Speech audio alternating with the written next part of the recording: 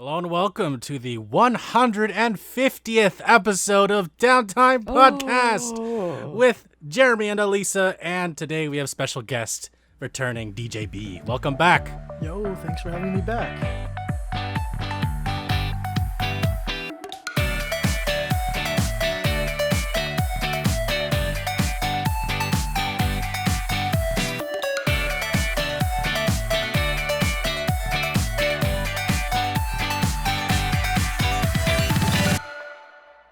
$150.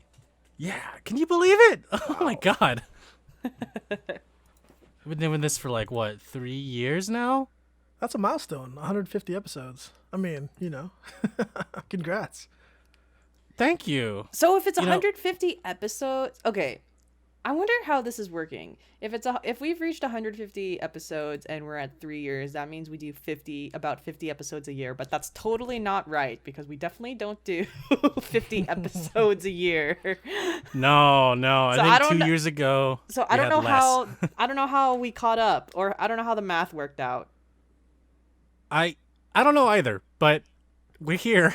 Hey, what's up? Yeah. Usually we don't do anything. In the past, we have done stuff and we've had ideas, but it kind of just fell off because we got busy. One of our ideas was reacting to our first episode, but I feel like I don't want to do that because it's just so cringy. I don't want to listen to it again. That sounds like good content, honestly. Well, I said, I'd be willing to do it. I'm just going to be drinking heavily during the podcast. I would do it though. I'm just going to definitely not be sober. Okay, do you want to do it at 200 then, Alyssa? Sure. Okay. Like I said, I was totally fine doing it at 100 and our 1 year and basically any milestone. I was fine doing it. All right, how about we do it next year then? We'll do it next year at our 3-year mark. Okay. Wait, Jeremy, I get it. Oh my god, Jeremy, I just mathed. Yeah. We're actually coming on 4 years.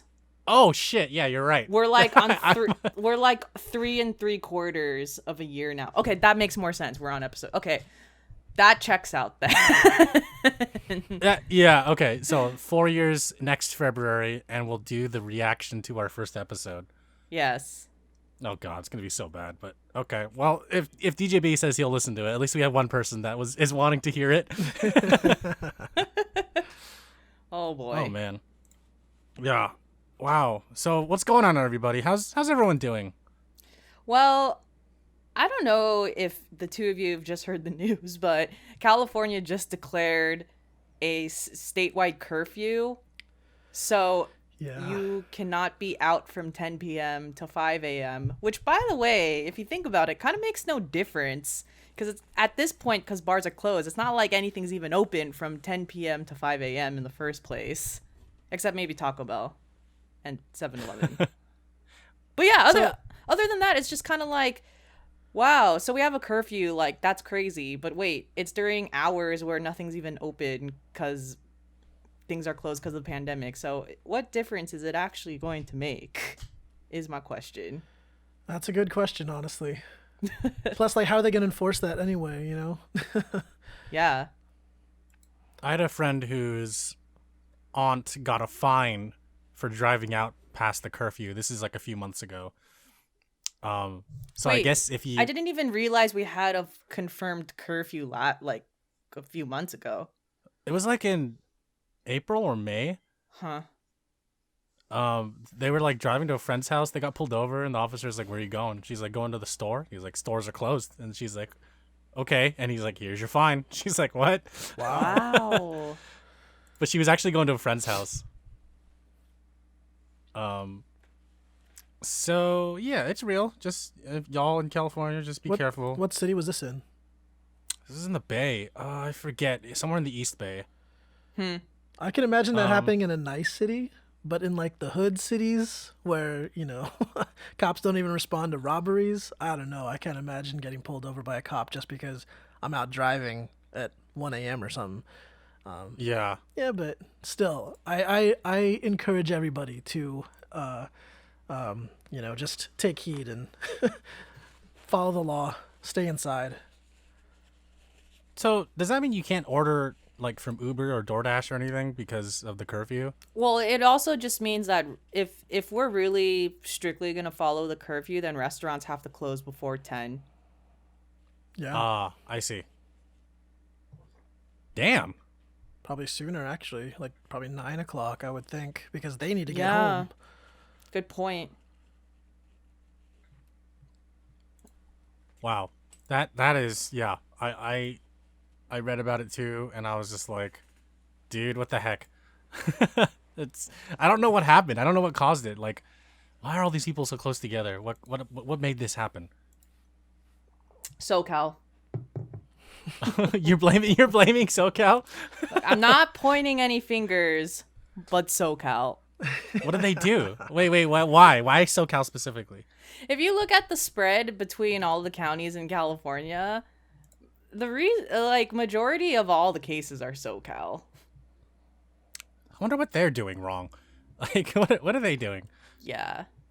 SoCal people like to go out, though. Yeah. You know, as someone who's lived in like both the Bay and SoCal, like that is one stark difference I notice from people who live in SoCal is that they spread out a lot.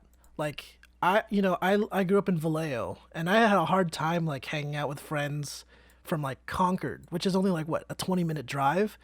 But they don't want to, people just kind of stay in their own city for the most part in the Bay Area. Whereas like in SoCal, people are like, oh, let's go to that restaurant in Artesia and let's go to the Zonku Chicken in Glendale, even though we live in Long Beach. It's just... I've definitely been there before. Sorry. Yeah. Yeah. Okay. No, that makes sense. Okay. Yeah. I am. I am one to agree with that because I did those exact things in the Bay as well. And then their drives are a lot longer, including traffic too, which is so crazy. Sure. Yeah. But yeah, that's insane. Well, I know y'all are gonna be good about this whole curfew thing, and I mean, we basically haven't stayed outside for a long time. We've been cooped up in our houses, right? Yeah, unfortunately. Well, until there's a vaccine, which apparently Pfizer is helping to push out, which is like 94%. What is it? Effective? Yeah. I have fingers crossed for Moderna, and not because I have stock in Moderna. Oh, wait, do you really have stock in Moderna? I do. Oh, I bought stock in okay. Moderna. Oh my god. And then they jumped because, they were the first to announce that they have a 95% or 94 point something percent effective vaccine. And then a few days later, Pfizer and some other company comes out and says, oh, we can match that. So, damn. You're like, wait a second. We'll see. Time will tell. Your investment will hopefully pay off. Yes, but money is not the important thing. The important thing is that everyone's healthy and gets vaccinated. So, While there's a dollar sign creeping up in your eyes. What is it? Stonks. Yes. I don't even know where Stonks. that meme came from, but stonks. Yeah, I'm not too sure of its origin either. If someone can explain it, the stonks meme to us, that'd be great. I just know the photo and the image, and I know it relates to Animal Crossing too. Yeah. Speaking of, Alyssa, you're playing a lot of Animal Crossing. Always playing Animal Crossing. with a new update. There's the update. The new update looks amazing. Daniel, do you play Animal Crossing? no, but my wife does. Okay. The latest update has Thanksgiving, and it's gonna be it's gonna be in the main town hall area, and it looks like there's gonna be a feast of some sort, and then there's gonna be a turkey. I forgot the turkey's name. Jeremy, you probably know the turkey's name. Fuck. I forgot his name. But yeah, he's got a name. He got a name, and you give pumpkins to the turkey, and the turkey is gonna cook food. And then for Thanksgiving, there's a reindeer, and you get to for Christmas Eve on the 24th, there's a reindeer, and you get to bring toys to all the villagers, and just a lot of wholesome fun. Looks like there's some new items being introduced. For example, there's a new wallpaper for Aurora Borealis, and I'm definitely gonna get that when that seasonal item comes through, as well as all of the Christmas DIYs look legit, because I just like the way that the ice looks and everything, like the ice arches and everything. Like, I got an ice arch from like a random villager before, but of course I like don't have the DIY yet. So I'm just excited to decorate my place for December and for Christmas. And then apparently, I don't know too much about this because I didn't play Animal Crossing that much before, but they're gonna introduce a peacock in January, but I don't know what that means. I have played almost every iteration of Animal Crossing, and I have no idea what that means either. Yeah, I don't know what the peacock is. So is it it might be a New Year's thing. I'm not sure. But in any case, the turkey's name is Franklin. Franklin. And the reindeer that appears on Toy Day, aka Christmas, is Jingle, which makes sense. I don't know why Franklin. Mm-hmm. Franklin's a pretty American name. Yeah, I'm not sure why Franklin. But okay. But in any case, I'm excited for that stuff. Some of the highlights for the new update include expanded storage space. So your previous max was 1,600. Now it's increased to 2,400, so you get effectively 800 more spaces. Have you ever maxed your space before? I did, and then yesterday get how people max their space. I'm sorry, I don't. Well, Animal Crossing is all about collecting cool shit and being a hoarder, and I live that to the fullest. So I'm a hoarder in that game, and I maxed it out. And then yesterday, when the update dropped, I went to Tom Nook and I paid for my extra space, and I got it today. And I just put everything that was on the ground in my town and put it in my storage. Nice. Yeah, worth it. I'd say it's 500,000 bells if you're trying to upgrade your storage. Well, that's nothing. I thought that would be more, but with the amount of money that we've made in that game, Alyssa, I think we're fine. Yeah, not to mention an attic and a basement update's way more expensive than that. So that's nothing. Yeah, exactly.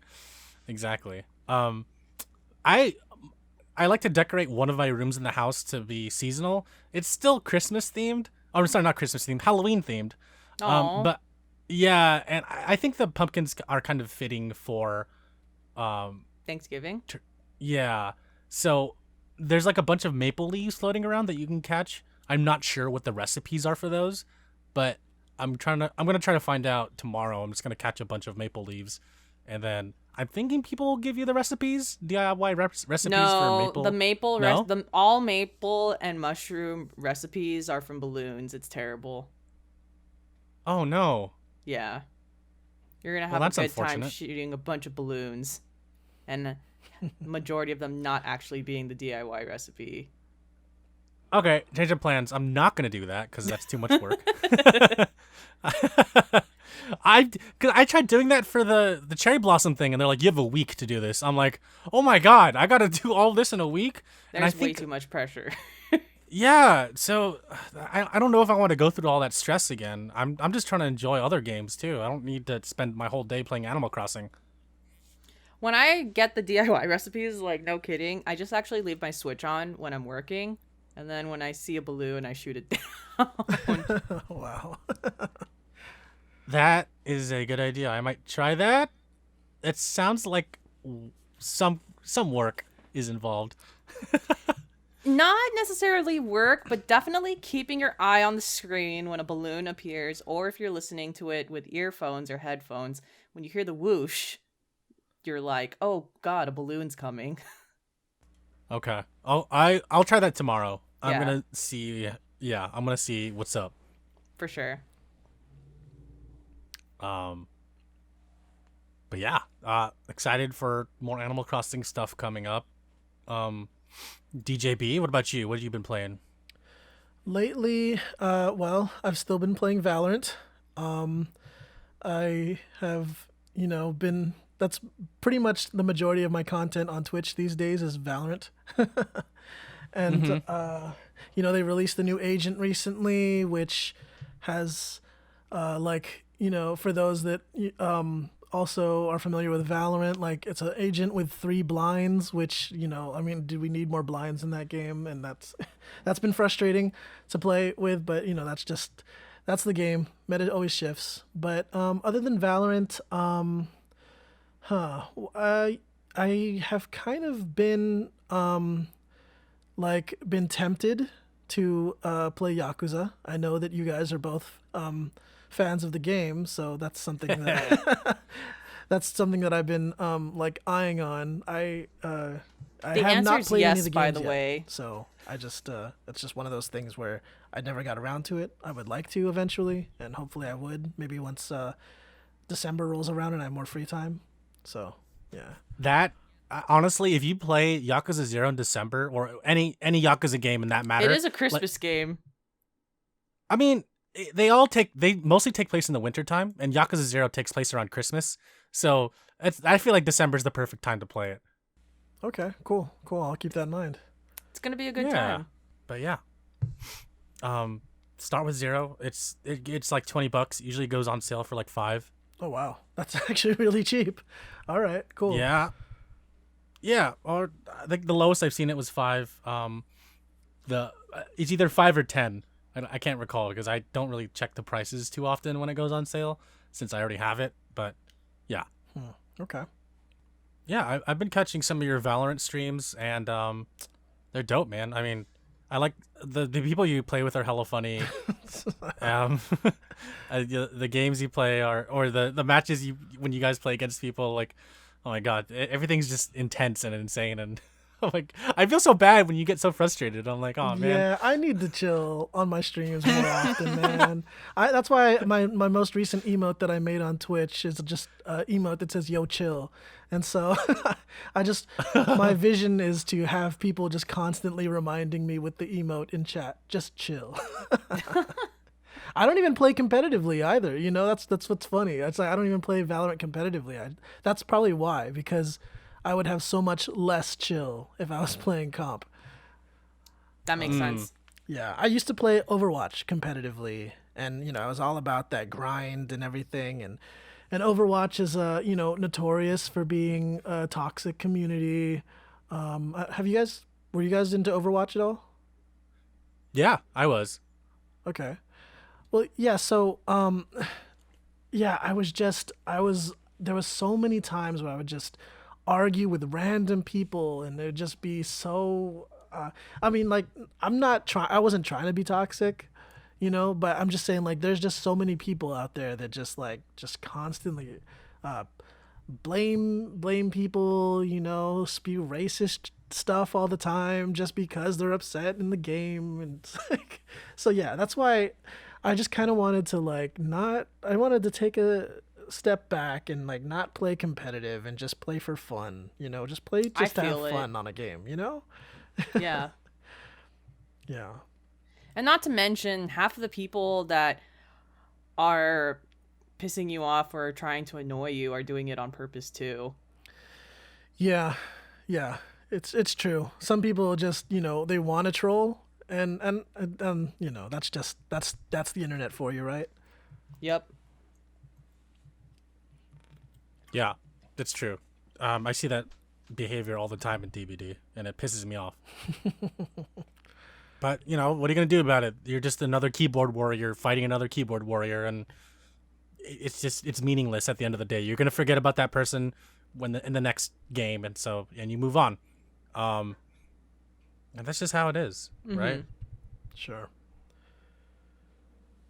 So I want to go into Yakuza real quick, but before I started Yakuza, and I was telling Alyssa this last podcast, I was playing Costume Quest 2, and I beat it, and I had this like new, like refreshed energy towards playing an RPG, and kind of in a sense that I wanted to prepare myself to play Yakuza like a dragon.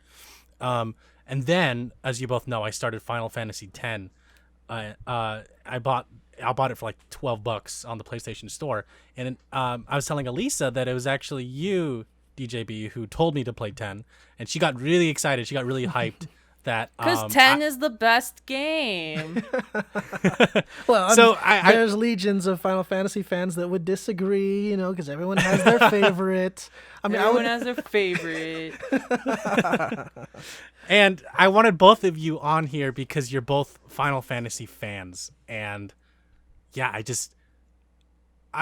I know almost nothing about the franchise other than there's beautiful music, there's great characters, there's a great story, and I was told by you, DJB, to play 9 at some point too, and Alyssa, Which is the second favorite. So yeah, I wanted to ask you guys, like, obviously Alyssa's favorite is 10, but like, yeah, what do you love about 10? And DJB, what are your favorite? I think I already asked you this before, but what are your favorite Final Fantasy games? And yeah, I just want to hear what you guys have to share in common when it comes to Final Fantasy. Sure. Okay. Do you want to go first?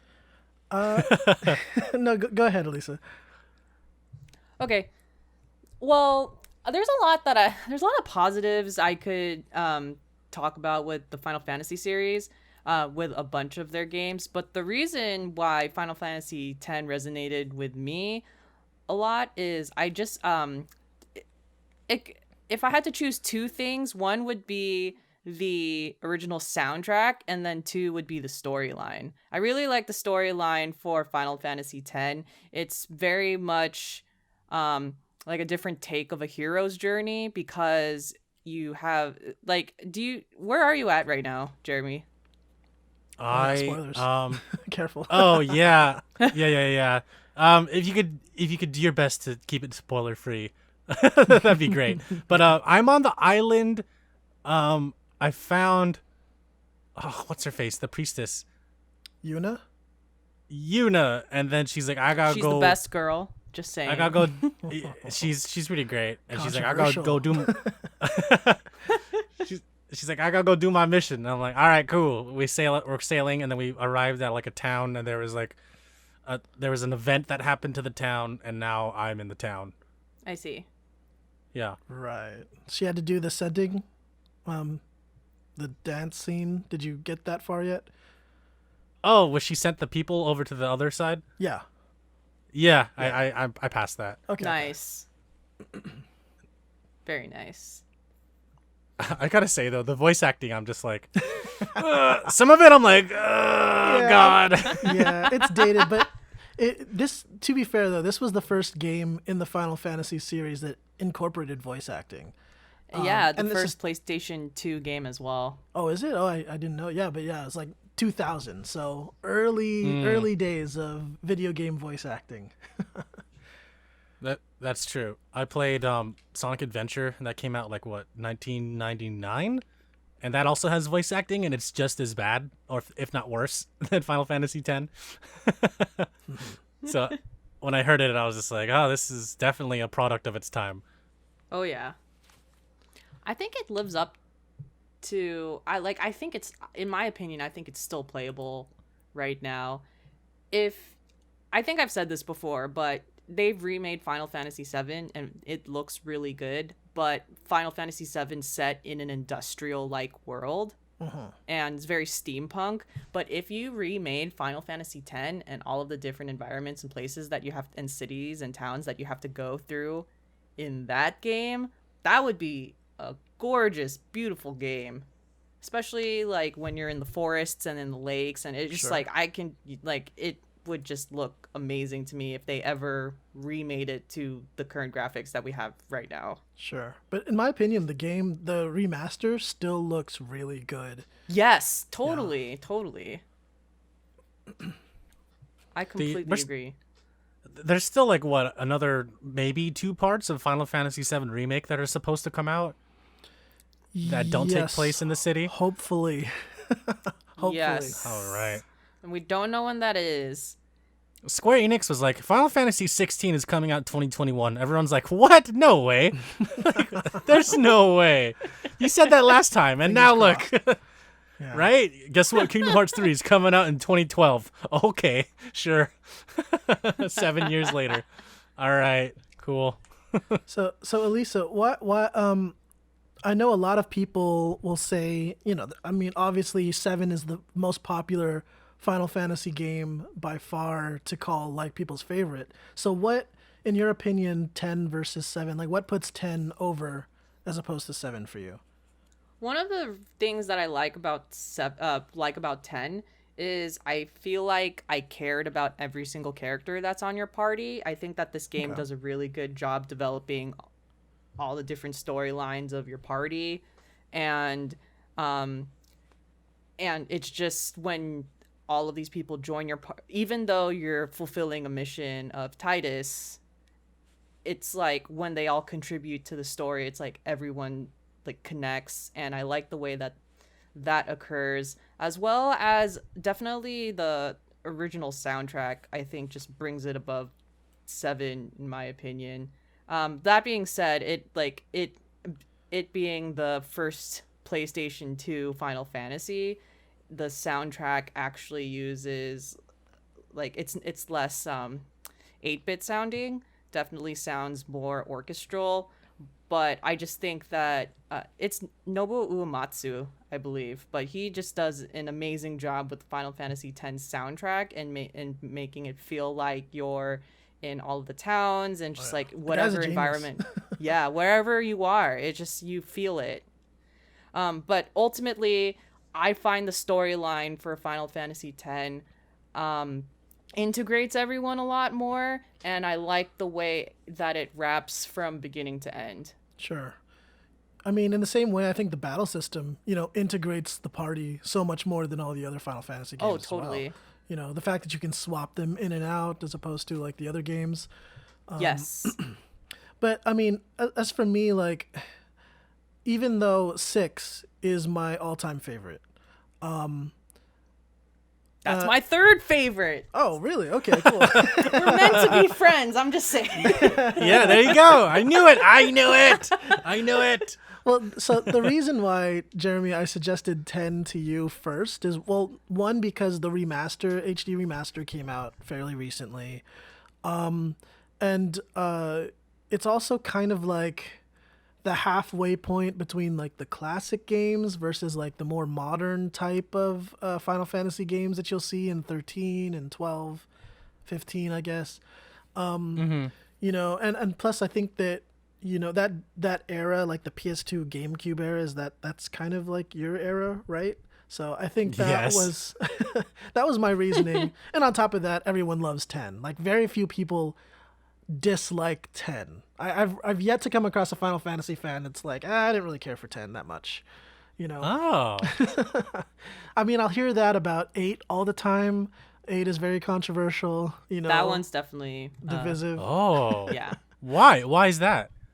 Because it wasn't 7. It wasn't 7 too. That's Oh, I see. And then because okay, 'cause but then 9 is the different thing because a lot of people were introduced to the series through Final Fantasy 7.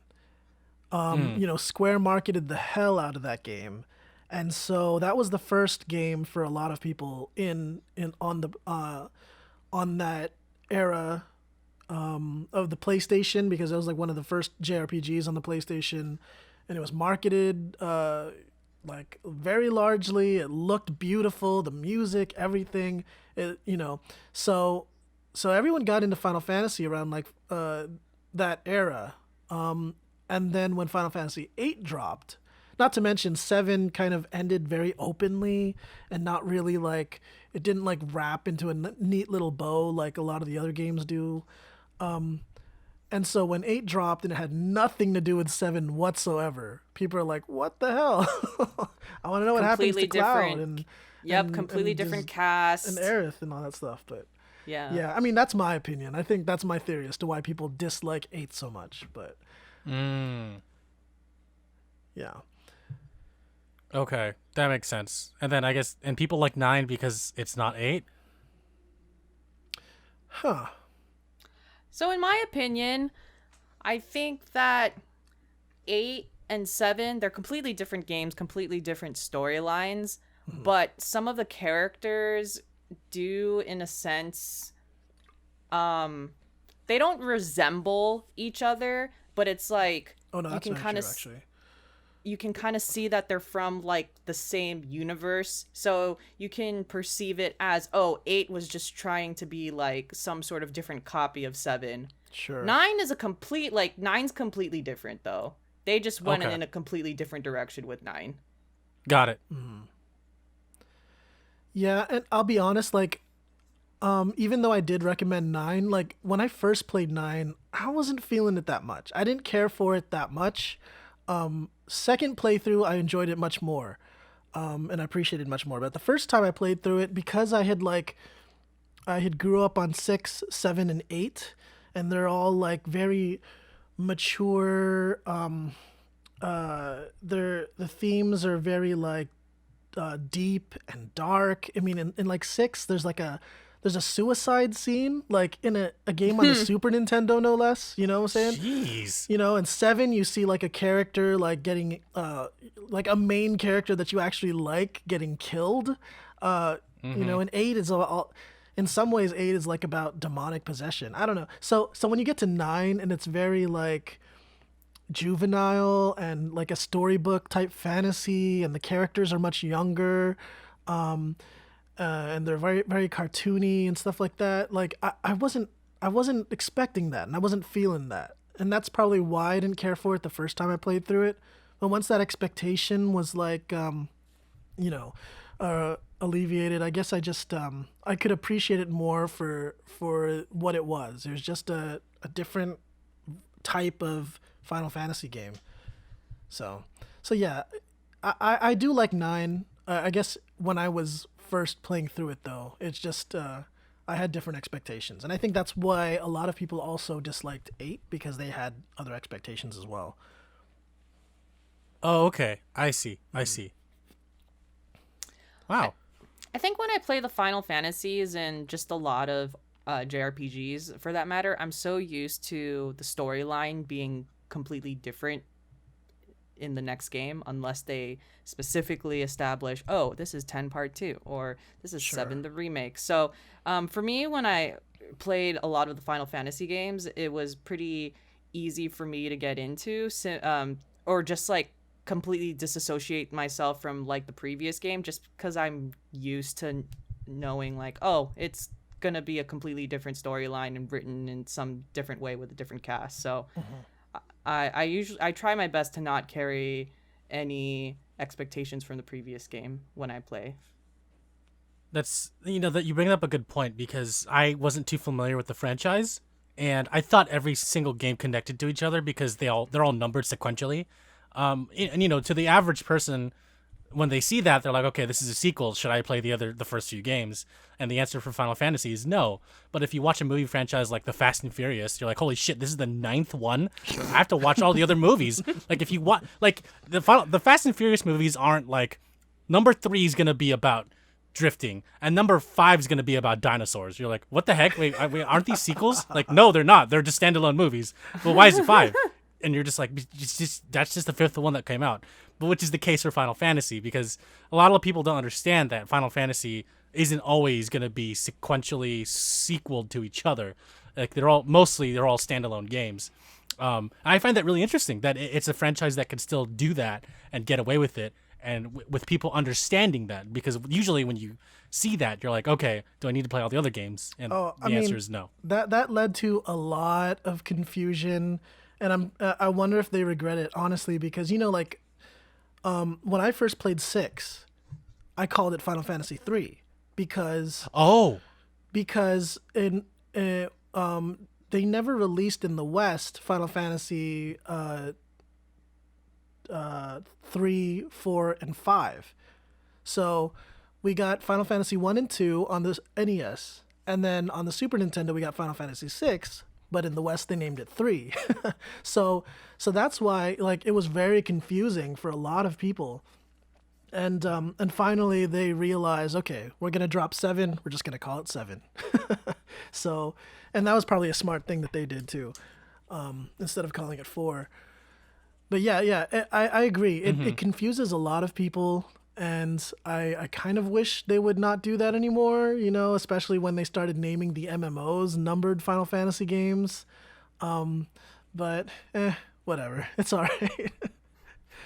That's how they want to do it. Because honestly, like whenever I see a game like, I know there's a lot of fans, but of Crystal Chronicles, Final Fantasy Crystal Chronicles, Final Fantasy Type O, I feel like okay, I can skip those. They're not a numbered Final Fantasy, so I'm not too like determined to play them. Right. Yeah. Okay. Wow. I actually have Crystal Chronicles on GameCube. I have yet to play it though. Oh really? Oh, okay. Yeah. I mean, I heard I know it's a it got good game. Yeah, same. And I heard it got remastered for like PC and modern systems. Sure. But I kind of want to play it on the hardware that was meant to be on, just to feel nostalgic for a little bit. But yeah. So going off of Final Fantasy, I wanted to talk about Yakuza. Alyssa, where are you at in the current game? So right now I'm in chapter 3 and I'm now in Yokohama, and I wanted to talk briefly about how it's, going off of talking about JRPGs and Yakuza Like a Dragon takes on a turn-based JRPG style battle system. It was funny because there's a point where you're going into a sewer system, and this isn't a spoiler or anything, but you go into a sewer system and you're fighting cronies, you're fighting a bunch of thugs, and then there's a point of no return where they say, all right, so we're gonna go up this elevator, and when we go up this elevator, that's it. And it was funny because in that moment, because now I'm thinking like a turn-based game, I'm looking at my stats and I'm just like, oh god, I'm not prepared at all. So I ended up farming in the sewer for about 2 hours before I actually went up to the elevator. And it's just such a weird thing to do in a Yakuza game that, wow, because normally it's just kind of like, in my opinion, it's easy to play a Yakuza game and you're fighting through the town and you're defeating enemies and you don't have to really worry that much about farming. Everything kind of seems one-to-one. But now as someone who overthinks every time when I play turn-based games, I'm just like, oh god, I don't have enough potions. I don't have enough like things to heal paralysis or bleeding. I don't have enough things to heal MP. And so now I just found myself farming like I would. And by the time I played the first boss, I like totally beat him in like 5 minutes. Nice. And I was just like, wow, this is gonna be an interesting like playthrough, just because I'm thinking differently now in how I play the game. Whereas if it was a beat 'em up, I'm just kind of like, oh, like even if I'm a little bit underleveled, like I know how to dodge, I know how to do all these different moves, and it's not bad. And now I'm like, oh, I gotta buffer itchy each time now. So yeah. It's such a different way of thinking when I play Like a Dragon.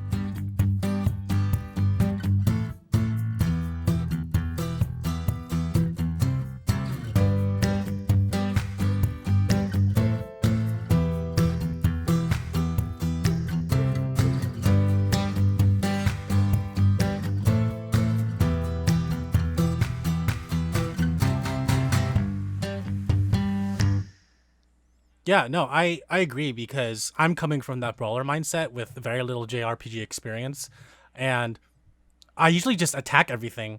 That's what my mindset is. Yeah, but now exactly. and now I've gotten to the point where I've leveled up all of my characters to a point where they have certain like debuffs they can use against other characters, and I've been utilizing some characters to focus on that, and then the big hitters to just go in there and do their job. And I'm like, okay, I'm pretty sure this is what you're supposed to be doing. And I found that to be really effective. To kind of add on to what you did in the sewers. So after I finished the sewers part, I was like, I want to do something else because... And I also wanted to buy more things, but I was so fucking broke. I was like, I didn't want to keep running back to like that homeless area and then like resetting the status for everybody. I wanted to like find a way to make money fast. So yesterday, I don't know if you're here yet, but like, remember how there's a real estate minigame in Yakuza 0? Yeah, but I'm not there yet. But Yeah, there's a, well, this isn't really a spoiler, but there's a business management game, minigame in Like a Dragon, and you can make a lot of money from that minigame if you play your cards right. And I spent 2 hours playing that game yesterday, and I made so much money that I recommend it to you, Alyssa, because you could just go into any store and buy whatever the hell you want, and just walk out with all like your pockets full of like de-paralyzer stuff, and then like, like a bunch of food to refill your mana and health. I really need it. I'm broke as hell in this game. Yeah, right now. exactly. It's just like in real life. You gotta find a way to grind and get money so you can get out of the struggle phase. I got no money. I'm collecting cans. I'm looking under vending machines and trash bags if there's any money. I need some help right now. This DJV, this sounds like real life, but you really do have to collect cans, and you really do have to look underneath vending machines for money in this game. And then on top of that, you gotta smash your bike into other people collecting cans so that they don't win the can collecting game too. And they try to smash you, and it's so stupid.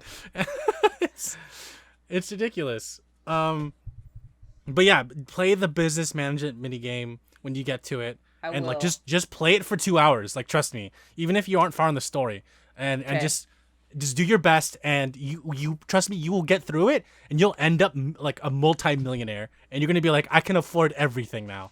Oh, like, I need to be rich. I'm down. Yes. That's what I said yesterday. I was like, I'm gonna be fucking rich. So I just played that for 2 hours. I got rich. I'm like, let's buy everything. Hey. So yes, I kind of stopped in the middle of the story just to do that. So that's kind of where I am. For sure. But yeah. But I want to say this again, like to you, DJB. Like, whenever you get a chance, man, play Yakuza 0, and it'll just hopefully kick off your whole phase to play the rest of the Yakuza games, because they're beautiful. Every single game is a work of art. Yeah, I mean, okay, I definitely look forward to playing them. I think the one that I first tried to play was on the PS3. I know that. Was it 4? I don't know. I mean, how do you guys feel about that one? I wasn't sure. I didn't know what game would be good to start with, so I just kind of like picked up the most recent one when I tried getting into it. So, what was the one that was on the PS3? I think it was 5. 3 through 5. 3 through 5. Okay, then maybe it was 4 then. Yeah. So, I mean, how do you guys feel about that one? So I haven't finished 4, but I did hear that 4 is the shortest Yakuza game. Is that right, Jeremy? Yeah, 3 and 4 are really short. I consider 3 and 4 to be one game, with 5 being the longest I've played. I think they wanted 5 to be the end, but then, I don't know, like, that's because I felt so long. But then, 6 came out, and I was like, all right, okay. So, yeah, I mean, there's nothing wrong with 3 and 4 and 5. 5 is really good, but 3 and 4, I think together are a good story, but separately they're really short. They're the shortest, as Elise just said. Okay. So again, you say you recommend starting with 0, and then from there I go just with the regular numbers? Yep, just go up numerically, because the story will all make sense, and they take place from the 1980s all the way up to like today. So it'll be kind of jarring to do different things in those games. For example, in Yakuza 0, Kiwami, and Kiwami 2, you have to go to phone booths and save. You can't just like press start and save. They're even though these games came out like in 2015 plus, like they still had that feature. I'm assuming it's just because that's how the devs wanted to incorporate saving in the game. But yeah, definitely start with 0. It's got lots of 80s vibes. It's a great game overall. It's a great RPG, a great brawler, a great beat 'em up. Cool. Okay. Sounds good. Yeah, I know you've probably heard this already. I was gushing to you last time we talked about this. But yeah, so cool. Moving on to Yeah. One thing I want to mention real quick about Nanba. I met Nanba. Nice. So I don't know much about Nanba yet, but I have a feeling this is going to be a staple in my party. And I remember, and so Nanba is just the person that Ichiban meets in Yokohama. He's one of the first people that you meet, and Nanba actually helps you with an injury.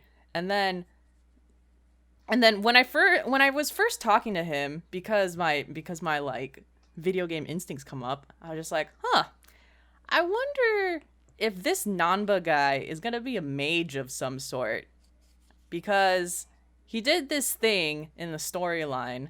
So I wonder what's gonna happen. And then it's kind of like he's not really like a full on like white mage like I expected. He's kind of more like a black mage.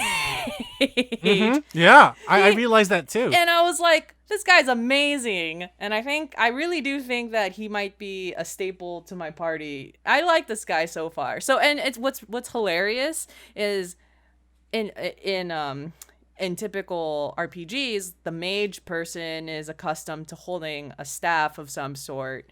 And this freaking guy, Nanba, is not holding a staff, but he's holding an umbrella. Yeah, the clear plastic umbrellas He's that you find in holding a clear Japan. plastic umbrella. And then it was amazing because he calls out this magic move, and it's a light magic move, and it's a freaking move to call pigeons to attack your enemy. Yeah, he throws bird feed at someone, and the pigeons come out of nowhere and just start eating at that person. And I was just like, this guy's amazing. That's all I have to say about him so far. But I have a feeling I really like this guy a lot so far. I love that and adding to the mage part of it, he puts up his hood when in battle. If you notice people's costumes change a little bit. You're right. Yep. And he puts up a hood, and then he holds the little umbrella like a staff, and I'm just like, I was telling my brother, like, this dude's just a mage, and he's like, yeah, that's true. Yeah, it's I'll say other details, but I want you to get further first. For sure. I do like him so far. He's great. He's one of my favorites. For sure. Okay. Moving on to news. I want to talk about the Capcom leak. Okay, so I'm excited because I don't know what this is. So someone hacked into the Capcom servers, and a bunch of sensitive data was leaked. Like 1 terabyte of sensitive data was leaked earlier this month. And it came out that there were some projects in the works, and some of these are really interesting. And some of them I think were already a given, but I'm gonna list them off for you guys because I think some of these you might be like, oh wow, okay, that I knew that was coming, or maybe you're like, oh wow, I didn't know that was in the works. Okay. So I don't know if these are true, but these are apparently from the leak and they're rumored to come out. So starting from the top, we have Resident Evil Outrage Q4 2021. Maybe it's a sequel to Resident Evil Village. Maybe it's a mobile game. Maybe it's a side game. Like, who knows? Dragon's Dogma 2 Q2 2022.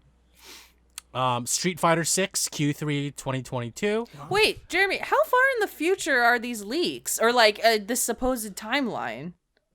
Well, what do you mean? Like this came out recently. Oh no. What I mean is like we like it's leaked to the leaks are for Q3 of 2021. That's crazy. Or that we've reached that far. These go into 2024. What? I mean, makes sense. Yeah, they're planning ahead, and it all got leaked. That sucks. Wow, that's crazy. That is a leak. Yep. I'm not done. I'm still going. Hold on, we got a few more. Oh, that's right. Oh my god. Yeah. So Street Fighter 6 in Q3 2022.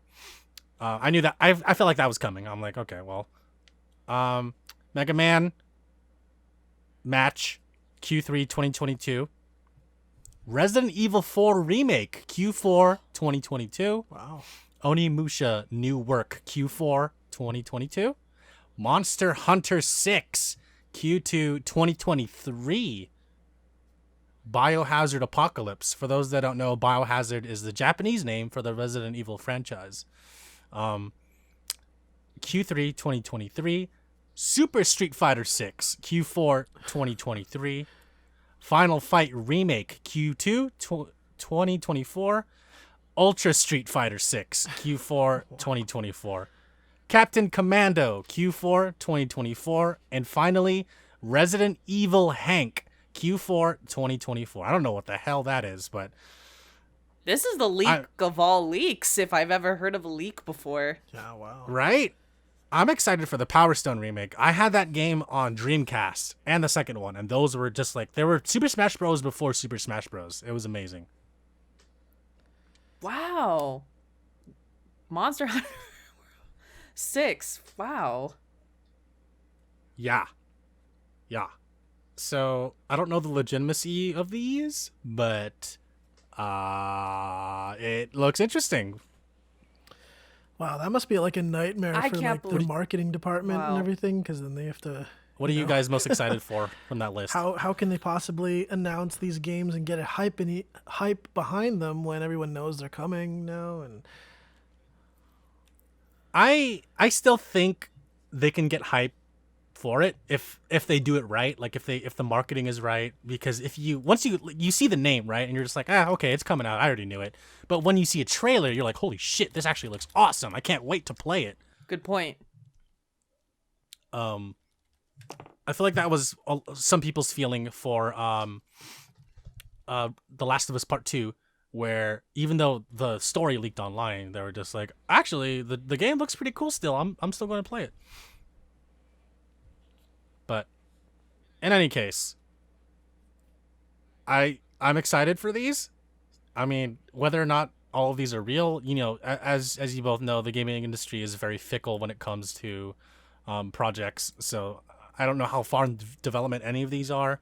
I know Resident Evil 4 Remake is definitely on Capcom's list because they said so a few months back when Resident Evil 3 Remake came out, and everyone was clamoring for a remake of 4 because it's like the Resident Evil 7 it's like the Final Fantasy 7 of the Resident Evil universe, in my opinion, because everybody loves 4. Like that's some people's first game into the Resident Evil franchise.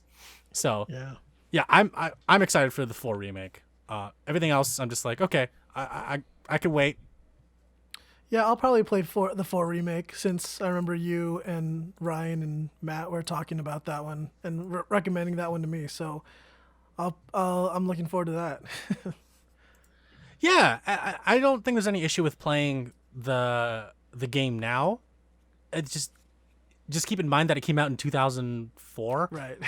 But yeah, but I think waiting for the remake is also a good option, because then you could have a fresh like set of eyes on it as someone that never played 4, because it's just so beloved, and everyone wants every Resident Evil game to be like that. But I think 7 kind of changed everyone's perspective. Hell, I might even play 4 when it's remade. Hell yeah, you do it. Did you play 4 before? No, Lisa? I have not. Oh, okay. Have either of you played any Resident Evil games? Me, just 7. That's it. Okay. I have Alyssa? seen videos of 7, and I have played one before, but I don't remember which one it was that I played. Oh, okay. Yeah, because it was a really long time ago. Oh, for sure. 4, I think 4 stands on its own. You don't really need to play any of the previous games to play it, because they kind of gloss over what happened in previous events at the beginning of 4, and they're just like, yeah, this happened. Anyways, it's not really relevant until like later on, I guess. But yeah, so there we are. Was there a news topic that you wanted to bring up, Alyssa? Oh, so regarding that leak, you asked what game I'm most excited about. Uh-huh. I need to know more about this new Onimusha game. There hasn't been an Onimusha game for like 15 years. Like, what is going on right now? I think there was an Onimusha game that came out, but it was just like a remaster for like PS4 or something like that. But like a legit game, I'm that's the one I'm the most curious about. Yeah, it's a franchise that not many people know about, but a lot of people love. I really like that franchise too. Yeah, you rest my case. The last Onimusha game I remember seeing in stores was the one with French actor Jean Reno. I don't know which one that was, but I remember it was really jarring to see him like wearing samurai armor and holding a gun. I'm like, that's just a French actor in a video game. Like, what is this? Why is he standing next to this samurai? That was just so weird to me. I was like, what? The game takes place partially in France, and you play with Jean Reno. I'm like, what the heck? Like, what is this? But I mean, I guess it did well. I'm not sure. Did you play that one? The third Alyssa? one. I think it's. Oh, okay. I think it's the third one. Like the French guy is on the cover, if I recall correctly. Yes. He's on the cover of the game. I'm pretty sure it's the third one. Yeah, okay, that makes more sense. I just remember seeing it at Best Buy. I'm like, why is that actor next to that samurai? What is this? Did you play it? I never played it. I played the first few games. Oh, okay. On PlayStation 2. All right, got it. Because I was always curious about what that game was about because that dude was in it. I'm like, I like that actor, but why is he in this game? So Onimusha is like so how do I even describe it?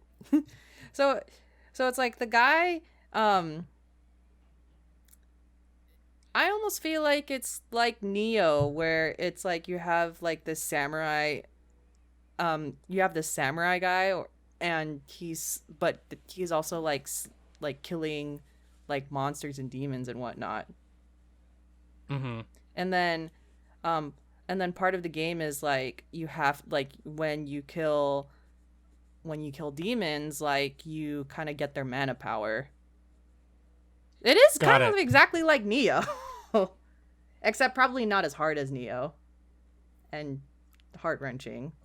Heart-wrenching meaning I hate this game because I'm dying. Heart-wrenching, not like an emotional heart-wrenching. But yeah, I can't believe there's a new Onimusha game. This is ridiculous. This is a 10 out of 10 leak. Okay, I'm glad to hear that. This is the best leak I think I've ever heard in a long time. Well, I'm hoping it's real. I mean, I'm not sure, but we'll see, right? Where was this leaked again? Or like who found it? I read it on NintendoLife.com. Oh, wow. Yeah. Can you imagine if this was leaked? Someone dropped their USB at a medieval times again. Oh god, that would be so bad. I think Kotaku reported on it first, and then Capcom came out with an official statement. But then Kotaku is saying Bleeping Computer reported on it. Yeah. So. Either way, it looks like Capcom's gonna have a very strong next 5 years. 4 years. Yeah, whether or not this is true, I think that they're still going to be doing really well. Oh yeah. Capcom is one of those companies that has done well consistently, even though they're not like the biggest name in gaming. They are a name to be reckoned with. Because everyone knows at least one of their franchises. Yeah. There's a lot of Street Fighter coming out soon. in like the 4-year future. True. Okay. I wanted to end it on one question for DJB. And Alyssa, I know you have a time commitment. Is everything okay so far? I am probably gonna leave in like a minute. Okay. So yeah. I'm gonna drop off, and they're gonna continue the podcast. And it was nice talking to you, Daniel. Yeah, you too. Yeah, I'll talk to you soon. Talk to you soon, Jeremy. Yeah, see you, Lisa. Take care. All right. Bye. See ya. All right, DJB. So I wanted to ask you about the Twitch Music DMCA and if you've been affected. Like, how do you feel about that overall? Oh man, it's sad. It really is. For those that aren't familiar with my Twitch stream, like I started out music based on the app Twitch Sings. And 90% of my community I met through Twitch Sings. Almost all the friends I made on Twitch were on Twitch Sings. And Twitch Sings earlier this year announced their closure of the game itself. Because of the way DMCAs have affected streaming. And it's really sad because, I know a lot of people, a lot of streamers whose only content was music and was Twitch Sings particularly. And the fact that they have to shut down the game and, all these streamers have to sort of pivot to figure out how to still keep going when they've built like their whole account and all their content around the game, that one game. It's just sad to see. Not only that, but there's a lot of people I know that I probably won't interact with ever again, unfortunately, just because because Twitch Sings is shutting down. And it's all because of the DMCAs that they just decided earlier this year to just crack down on Twitch. Not just Twitch, but Twitch somehow just got hit with it like huge this year. And it's sad. And I think it's really dumb and unfair. And I mean, yeah. I mean, what do you think, Jeremy? I mean, like, do you think people should be able to use copyrighted songs on their content, even if it's just something just something like live streaming? So yeah, that I have a lot of different feelings about that. Like, back in the days of like LimeWire, Napster, and this is kind of a little bit tangential but also related, like you could download music for free, right? For me, it's like I feel like streaming it basically streaming it live on Twitch and downloading it are essentially almost the same because you're providing music for free for other people, right? Sure. While not exactly one to one, like it's you're giving an audience like music that you, I guess I wouldn't say should have paid for, but like you're not asking the copyright or the artist's permission or whoever holds the rights to those permissions to use it in that way. Like when you download a song for free on LimeWire or Napster, like you didn't ask anyone you didn't ask any original rights holder to get it. You just got it.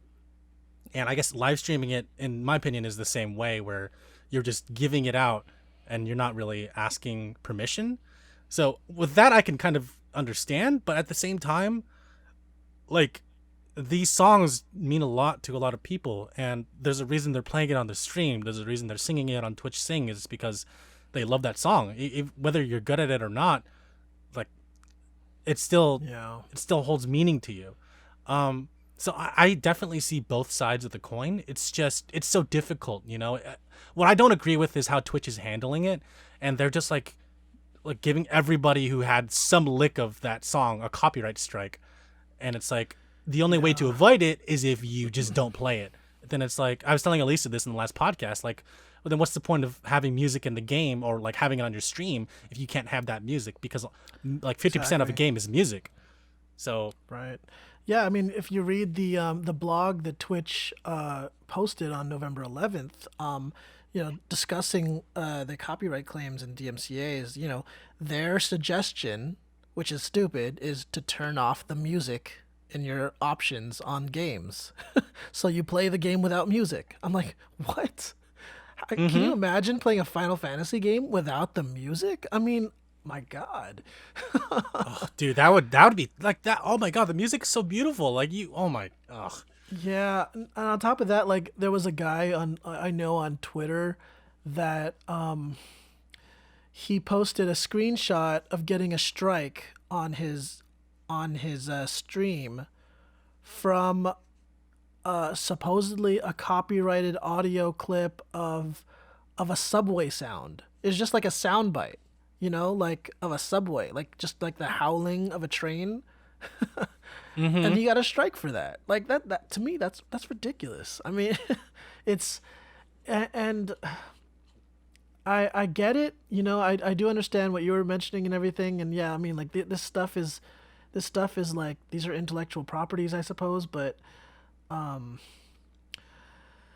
it just, I don't know. To me, it's just like trying to ruin everyone's party for the sake of doing so. That's what it feels like to me. There's better ways to go about like trying to control your copyrighted materials, and I think that this just kind of man, it just sucks, and I feel bad for so many more people who streamers in particular that I know that don't really think they can pivot their streams to something else if not music. And as a music streamer as well, it does concern me, even though from what I understand, if you're playing a song that's copyrighted and you're not using any actual sound, you're playing an instrument and you're using your own vocals and you're using and you're singing it yourself, I think it's okay. For now, apparently it's okay, I guess, but you never know in the future. And yeah, man, it's horrible. It's like, so that's the thing I worry about for you, because I love your music stream so much. Like you take requests, you sing a song. Thanks. Yeah. And I worry about that. If they're taking down people for a subway sound, like you could be susceptible to just singing a cover of a song, right? Yeah. So let me pose this question to you. When Twitch issues a DMCA takedown, is it Twitch doing it or is it the copyright holder? From what I understand, it's the copyright holder contacting Twitch, and Twitch then contacts the user. So Okay. yeah, okay. based on the wording of the notification that they posted, it's basically saying that they were just as surprised by all the copyright claims legally as like the actual users on Twitch, like Twitch's legal team. Right. Yeah. So from what I understand, it's like Twitch is they feel like their hands are tied. Okay. So. Okay. That's interesting. The reason I ask that is because you have artists like T-Pain who are coming out and saying, hey guys, I made this beat music pack that you can use. It's totally free. It's totally okay to use it on your stream. You don't have to credit me. You just have to, you can just use it. But then there's a lot of other legal ramifications coming from that too, because sure. Yeah, it's like, what if the music holder is suddenly like, hey, that's not fair. We're actually not going to do this anymore, even though you made all this, T-Pain, because we're the one that managed you. And now what T-Pain says is discredited because the label's like, nah, dude, you can't do that. And now all the music that you have on your stream that was from T-Pain is now going to be DMCA striked because of that. So right. How do you feel about that? Like using someone else's, like a high profile musician's free beats? How do I feel about using them? Like, yeah. I know a lot of people have been using like lo-fi hip hop. There's like a lot of sites that have been popping up, marketing towards streamers, saying like you'll never get a copyright claim on these songs. These are all free to use and stuff like that. But yeah, that's the thing. It's like it you never know about what might change, and the fact that like I don't know, man. It's hard to say. I've been trying to be careful. I could be more careful. I've been like, even last night I was researching because I was under the impression that you can use up to 15 seconds of a copyrighted song and without penalty. Because that's what I do. I every time I clutch on Valorant, I play this Tagalog song. I heard that. That was so funny. Just for comedy, and because why not? And what I've been doing recently is like I just have a clutch theme for everybody that I play with. So if my friend BDK clutches, I'll play the TV Patrol theme. So but I was researching, like, could I get striked for just playing those? And I guess it's possible. I mean, if this guy like got a claim against his account for using that subway sound, I mean, I don't know, and that's what's concerning me. I read an article basically last night saying you're actually not as safe as you think you are if you're just using 15 seconds of a song. You can probably try to argue your case, but ultimately, if you get a strike, you're going to have to, I guess, cease. and that's what's sad, man. I feel like streaming is probably going to have to shift somehow, based on the way these DMCA's are affecting it, and I'm not even sure how. I hope that the music category doesn't get shut down completely, because that would be horrible. So, yeah, there's a lot of really talented musicians, professional and hobbyists that use Twitch to like showcase their music. I think someone that comes to mind immediately for me is like Herman Lung, the Dragon Force dude. Okay.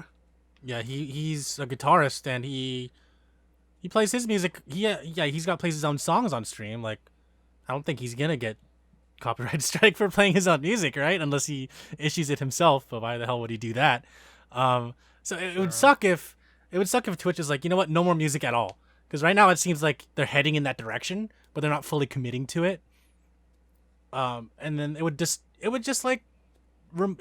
remove music from Twitch entirely, and that sucks, because like I feel like music is a huge part of Twitch, even though it started out as like other things, video games included. I feel like it's branched off to a lot more things than just video games. It'd be sad because, again, like I feel like you're a good streamer for being in like multiple different spaces. Like you have your music thing going on, you got your game thing going on, and then you dabbled in like some outdoor adventure randonauting stuff, Yeah, sure. which is really cool. So I mean, I feel like you're a good like test case for this whole thing, for the like for when the ultimate of evolution of live streaming, because I mean, I feel like Twitch is definitely at the forefront, and they're gonna help determine where the new direction goes. And if music is not part of it, that's gonna be really sad. Sure. I mean, I guess thankfully I'm sort of a little fish at this point. True, right now. true. I'm sure if I was a much bigger streamer like that like a partnered streamer or something, like, things might be different. And I do know partnered streamers, and I feel for them because they basically represent the Twitch brand. So yeah, like it's all up in the air, and it's concerning, and yeah. Does that mean like your alerts, or if they have music or like if they have a sound effect, they're potentially getting striked, even though if they're less than like 15 seconds? Yeah, I'm not sure. That's another thing I didn't even realize. Like I use one of my alerts as like a small clip from DBZ. I wonder if like, I might get notified from Funimation or something. Yeah, or like Toei's gonna come out and be like, "Yo, stop that." No, that'd be terrible. But okay, you haven't been affected personally, right, from all No, this? no, Okay. I haven't gotten a strike so far. I've had the things that I've had are just portions of my streams have been muted for like watching on demand. That's about it. Oh, Like, I see. I see. yeah, they'll like we have detected copyrighted audio, so we've muted it, and that's it. I see. Because I remember you did a podcast with your podcast mates, and you were talking about wrestling. And you're like, "Oh no, TOS, TOS!" So like when you're trying to show some video, and I was like, "Oh yeah, that's true. You don't want to get hit by the man." Right. Yeah. That also probably I should have been a little bit more concerned about that now in retrospect, because I know WWE is very careful about like their product. You put any WWE videos on YouTube, they're very vigilant about like trying to take stuff down, make sure that like, their content isn't being shown elsewhere, but yeah. That's crazy. It's just, I mean, it's good that they're adamant, but at the same time, like, oh, that's it for wrestling fans who want to make fan content. It sucks, Right. Yeah. But well, all right, man. Thank you for sharing your thoughts on that, because I've always been curious about what you thought about that whole thing after it went down earlier this month, and I was like, it just turned out that so many people had strikes, and they were all confused as to why, and then Twitch came out, and they were like, yeah, and everyone was like, no. So, well, yeah, man. Here's to hoping that everything goes well, and continues to go well. Right. Yeah. But all right, so DJB, you have the floor. Please, is there anywhere that people can follow you? Where can people find out more about you? Sure, yeah. You can follow me on Twitter and Instagram, DJ Bibinkahan. Also on twitch.tv/DJBibinkahan. Of course, I stream on Mondays and Fridays. And I also do music streams at least once a month with my wife. And we do them on the weekends. And let's see, where else? I have... I'm part of the Bastos crew, which we have been doing a monthly podcast, interviewing people in the who've made waves in the entertainment industry, particularly people of color, and you can find that on Spotify or Apple Podcasts. So please check that out, the Bastos podcast, and that's it. Shout out to the Bastos podcast. I'm a fan. I really am. I'm not saying that jokingly. I genuinely Thanks. Yeah, I genuinely like your guys' content, and I think it's really cool what you guys are doing. All the links to all of DJB's stuff are going to be in the description of wherever this podcast is hosted.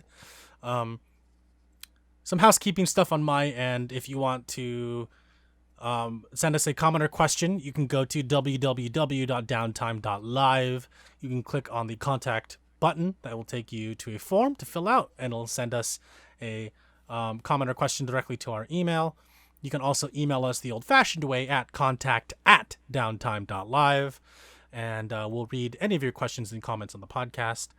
We're on Podbean, Spotify, YouTube, Apple Podcasts, Google Podcasts, Stitcher. Leave us a comment wherever this podcast is hosted. We'll read it on the podcast. We currently have 5 stars on Apple Podcasts. So if you leave us a review, we would love to read that on the podcast. You can join our Discord by clicking on the link in the description of wherever this is hosted. You can also go to our website and click on the word community, and that will give you an invite link to join our Discord server. You can also follow us on Twitter at Downtime.Live, where we post whatever, really, our thoughts, retweet like news articles, stuff like that. And that's it. DJB, man, thanks again for joining the podcast. It's always a pleasure to have you on. No, thank you, man. I really enjoy every time I'm on. And by the way, congratulations to you guys, 150 episodes. So. Oh, thanks, man. yeah. It was a long road. We're not stopping though. We're gonna keep going, and I wish you and the Bostos crew success in your continued podcast adventures as well. Thanks. All right, everybody. Thanks for listening to Downtime Podcast, episode 150. Have a good rest of your night or day.